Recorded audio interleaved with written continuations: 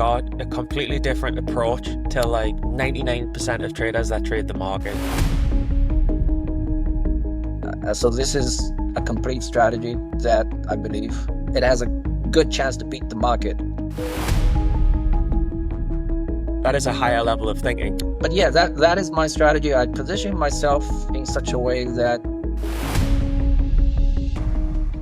Welcome to Undiscovered Traders, the only podcast that interviews 100% verified and transparent traders. Today is special. Why is it special? It's special because I've interviewed hundreds of traders, and Frank, you're the only one that I've seen who consistently beats the market through the highs and through the lows. So I'm just going to go straight into it, Frank. How was your path to making $800,000? It's been a journey, a very long one too. I think I'm probably your oldest interviewee ever, and possibly also the one with the longest trading experience. I started trading all the way back in 1997. Well, I grew up in a different country. Hey guys, super quick start. 86% of you guys, if you check below, who are watching this content are not subscribed to the channel. So all we ask is if you like the content, drop a like. If you want to subscribe to see more episodes, please do hit that button with the alarm bell. All it means is that we're on a mission to bring more transparency to the industry with 100% verified traders. If you like and subscribe, it's going to help us grow so we can continue on that mission. And I came to the US to do my PhD. That's why I remember exactly that was 97, because I just got my PhD. Believe it or not, I got into trading through playing video games. I was quite an avid game player. I don't play any other games except strategy games. I enjoyed the challenge of figuring out the best strategy with the given set of rules set forth by the game and try to figure out a way to beat the game. I was playing this obscure game, kind of. It's called War Inc. Basically, you are a mercenary company, try to fulfill military contracts. It has a crude stock simulation in the game. So I found out if I can just avoid all the losses in the stock market, if it went bad, I save before the next day happens. And if it went bad, I just reload and then, avoid that loss. And I found out how quickly you can grow your money if you can just avoid the losses. I'll just tell you an interesting thing, Frank. How old are you, Frank? Can I just ask? Right now, Yeah, 57. you're not so old. You're not so old. But what I wanted to say is that there's not a lot of the young 18, 19, 20-year-old traders are avid gamers who are now millionaires. So it's interesting to see the same trend 20, 30 years ago. You were an avid strategy gamer, and it's the same pattern of gamers become good traders, which is interesting. But I just wanted to touch on quickly. You were in the pump and dump era. Can you spend like one or 2 minutes on telling us about your pump and dump history, and then also, I know because we were speaking earlier, you lost it all. So tell me about your pump and dump history and how you lost it all. There was a lot of, back in 97, there was a lot of pump and dump going on. And every day some obscure stock would just grow exponentially. And then maybe midday of that day, it will come crashing back down. I remember there was a group called Tokyo Joe. Back then there was only emails, and whoever's in charge, I guess, email everybody on the list what stocks they're going to buy. And then everybody rushing to buy some small market cap stock. I didn't want to be part of that group, of course, because I kind of think that's illegal. And also the growth phase varies greatly by the length. It could be 15 minutes, it could be 2 hours, it could be 3 hours. By the time I discovered what stock looked like a pump dump, it probably take me at least 20 minutes after it has happened. So I don't think I have the ability to catch the upside. I decided to short because every one of those will eventually come back down to earth. I started with a small amount of money, had some initial success, but didn't realize the risk involved. There was this one day, fateful day, like shorted with 75% of my money, believing the stock has reached its peak. But the problem is kept growing. It kept growing way longer than I thought it would. And of course, my broker have all this automatic system in place. They will automatically clear your position when your account reach zero. So yeah, exactly at the peak of that day, my broker cleared my position, my short position, and I was broke. Blew up my entire account. That was my first expensive, very, very expensive lesson for risk control. And all these kind of schemes that you try to take advantage. I think the best lesson is not to be part of any of those schemes too. Yeah, but I think looking back, I remember just to give it a bit of context. I mean, in that time period, it was just before I started trading about 10 years ago, and before, people used to put mailers through the door, and before they put DVDs and envelopes through people's doors to get people to buy the stocks. After that, it transitioned onto emails when emails become more popular. Some awesome penny stocks was one of the ones of my generation. Sent blast emails, everyone would buy. They'd send more and more emails. The stock would go up exactly in a smooth line like this pan, and then out of nowhere, it would crash, and you were shorting that crash. So basically, you made the same mistake that everyone makes of being too greedy, thinking that you could catch it early, and then it went higher than you think, and you lost it all. Yeah, that's what happened. And can I just look a little bit into your background? Because can you tell me a bit about your background? Because you're into science. I've never had a scientist who's a trader. So how does science help you in trading? So yeah, I got my PhD in biotechnology, and with it comes with a lot of practices of statistics, and also the way of thinking, uh, how you don't believe anything until it's proven by logic and science.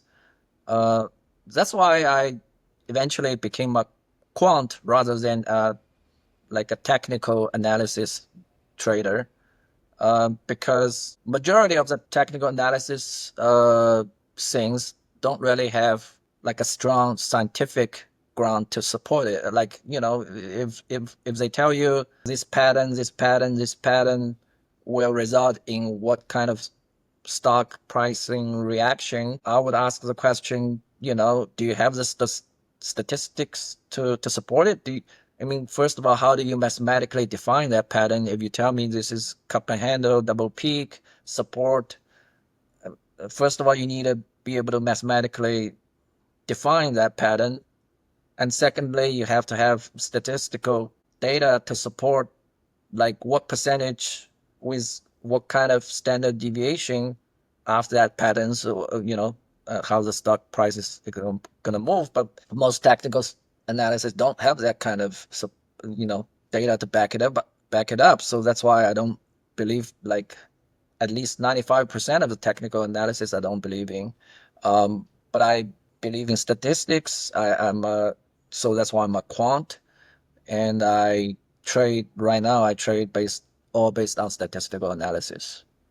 That's crazy to me because you've got a completely different approach to like 99% of traders that trade the market. If that I know, that I know. Well, But I mean, for you, do charts even matter when trading? well, charts do matter, but not in a way most people do. I have my own way of looking at the charts, and draw conclusions what I believe I can draw, but not the kind everybody else is drawing, I believe. I think that's so fascinating, and I want to get into a little bit of your Kinfo, your journey, the way that you're trading. We'll get into it, but just quickly, I just wanted to ask you, like, you've had a crazy long career, 20 plus years trading. Were you ever like nearly wiped out? Was it nearly all over? And how did you recover? Yeah, I should say I was wiped out like 1.5 times, actually.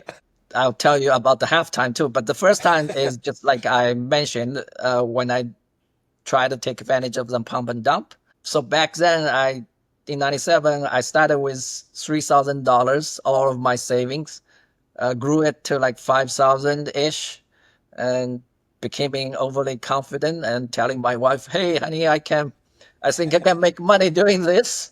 And just like everything else I promised my wife, she would just say, okay. And um, then I borrowed from credit cards, like with 20% interest. I, that's all I could borrow. Like I borrowed $20,000. I had 5,000, so that was 25,000.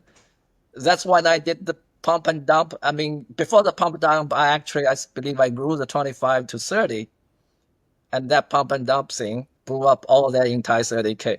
Yes, that's expensive. Less. Yes. I mean, back then as well, that 30K is worth 100K with inflation.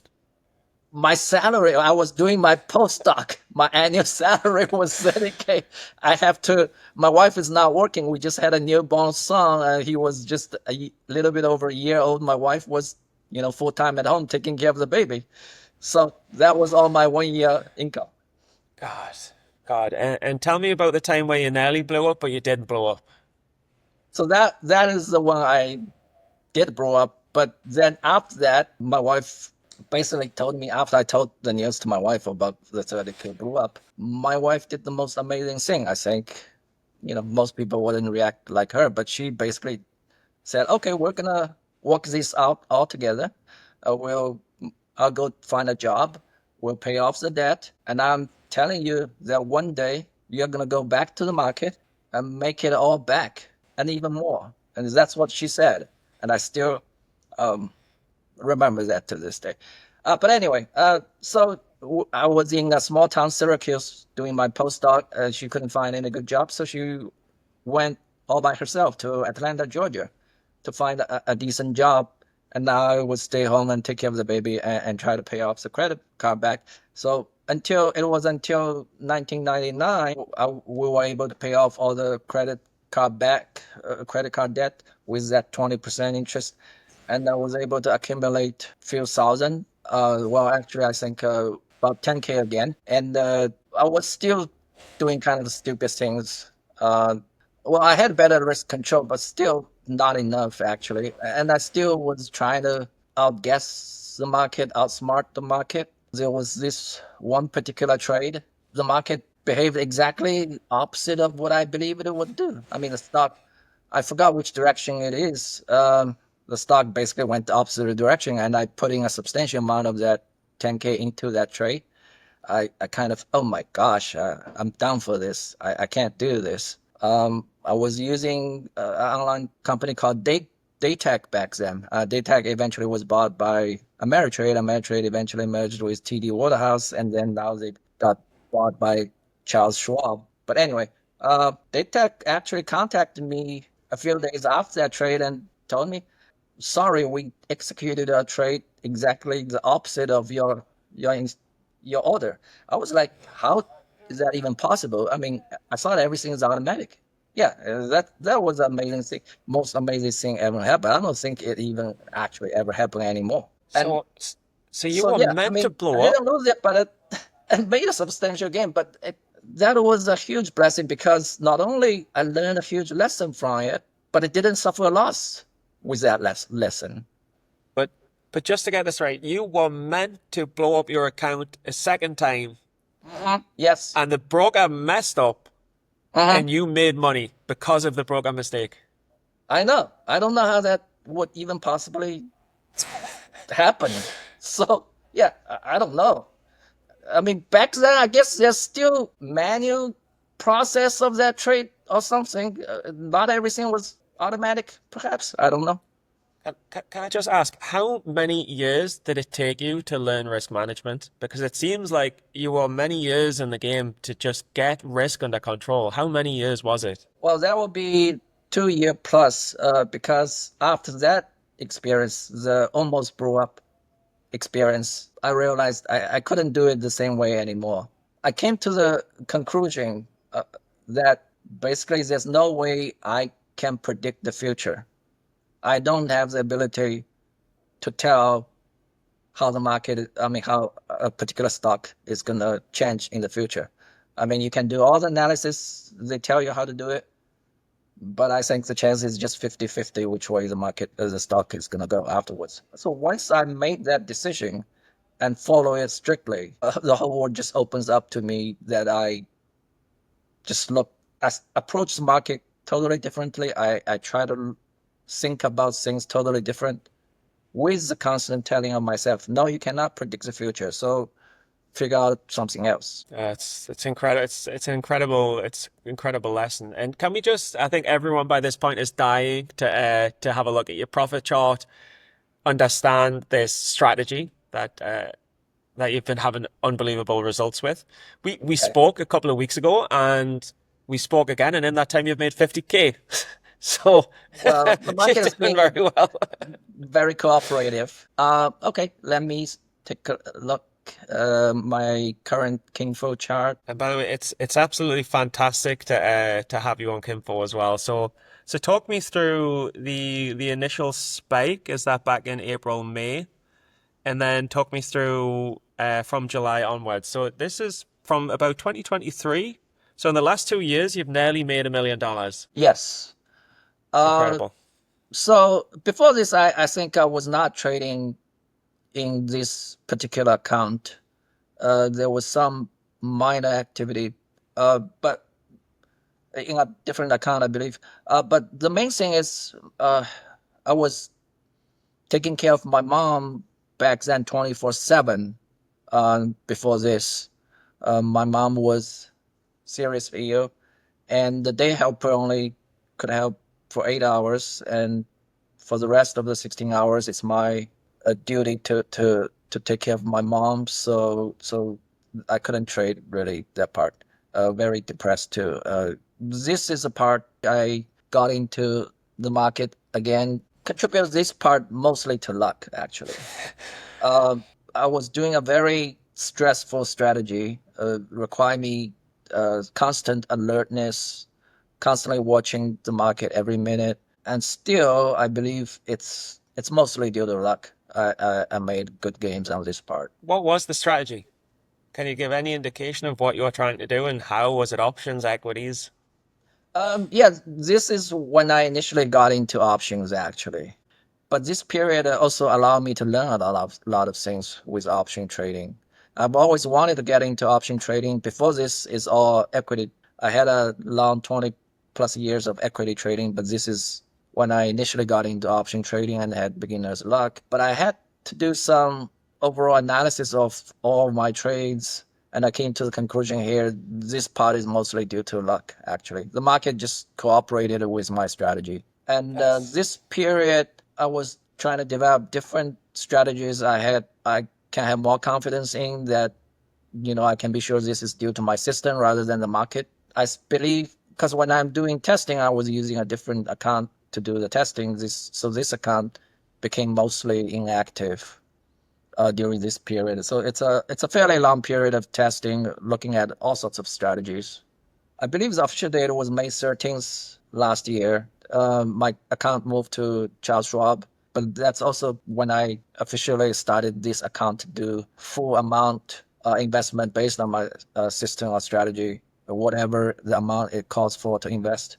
So this is a complete strategy that I believe it has a good chance to beat the market. So my focus wasn't actually just to make money, but kind of peg myself against the market. And hopefully, most of the time, I can track the market, but when opportunity arise, I can beat the market. Overall, I mean, the chances of beating the market only happens like a number of times, half a dozen times at most a year. But those opportunities accumulate and compound, which allow me to be able to beat the market fairly reasonably with a fairly reasonable amount every year. So Kinfo only tracks the trades where I think when the position is cleared, but I myself also track the value of my positions over time. So that would be a different chart. Let me also share that one actually. Yeah, I mean, if you ask what separates a millionaire trader or upcoming millionaire trader from a losing trader, one thing that I noticed with you is that you made $400,000 and then you said, actually, I don't like that strategy. Like you made 400, 300, $400,000 and said, I'm not sure about that strategy. That just made us 300, $400,000. When I really think about the numbers, I don't know if that makes sense. Nobody does that. Most people make half a million and then get too excited, put even more in and blow up. So how did you do it different? I guess that might come from two parts of me. One is my scientific background. So once I done enough trades, I go back to do statistical analysis and decide whether it's due to my luck or due to my actual system. The second one being my long experience in trading. I've been through everything for that 20 plus years, and I had various periods of a strategy working very well for several months, and then just go back to losing everything and wipe out all the games that made in that several months. So I had enough experience of those. I'm very aware of that. That several months of success does not equate to that strategy working permanently. So yeah, I did that analysis and decided like I don't have vague decisions. Once I make a decision, I follow it strictly. So I made a decision. It was due to luck. So I decided to develop other strategies. Like Frank, you might not realize this because it's the way you think, but that is a higher level of thinking. That is a higher level of thinking than most people think. Just for you to know that. I Uh-huh. mean, most people would get carried away with the emotions and lose. But I'm curious to understand your strategy. So if we can go into kind of the nuts and bolts of how you trade. I see a bunch of options here on call options. Yes. So yeah, I mostly just do call options. That's also based on my mathematical modeling and based, which also the strategy that's or system that's developed after that. Currently the market have option models basically for everything. It's the same kind of model for every underlying asset. I believe there are differences of the modeling based on what the underlying asset is. So that's what I try to do. I develop different models because of the underlying asset is different. And I, of course, find certain opportunities when the model tells me the actual price is better than what the market is selling it for. So I buy options based on that. This is my own chart tracking not just trades but my positions too since May 13th last year. The blue line is my performance. The green line is Nasdaq, and orange one being SP 500. Wow. So the biggest feature of my performance compared to the market is when the biggest drawdown happens, I lose less than the market. I mean, if you look at this big drawdown here, my blue line lost a whole lot less than the market.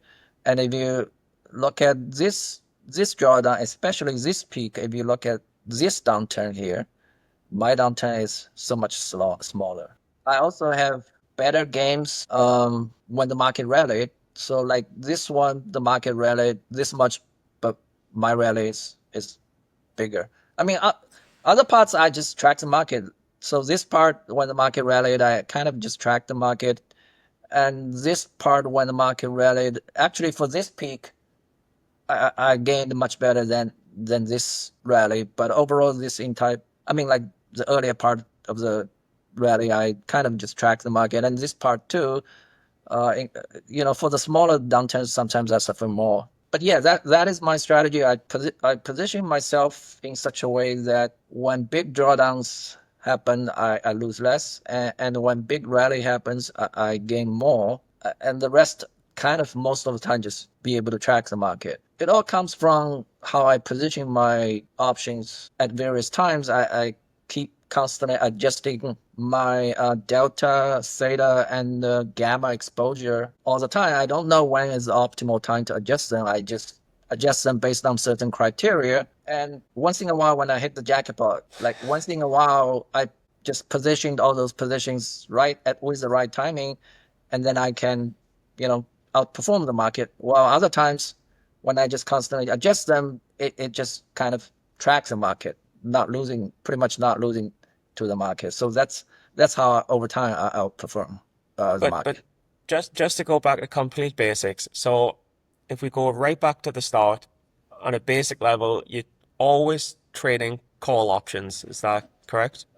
Not necessarily. I do mixing some put options here and there, but based on my model, put options are not very profitable, while the call options have a much better chance.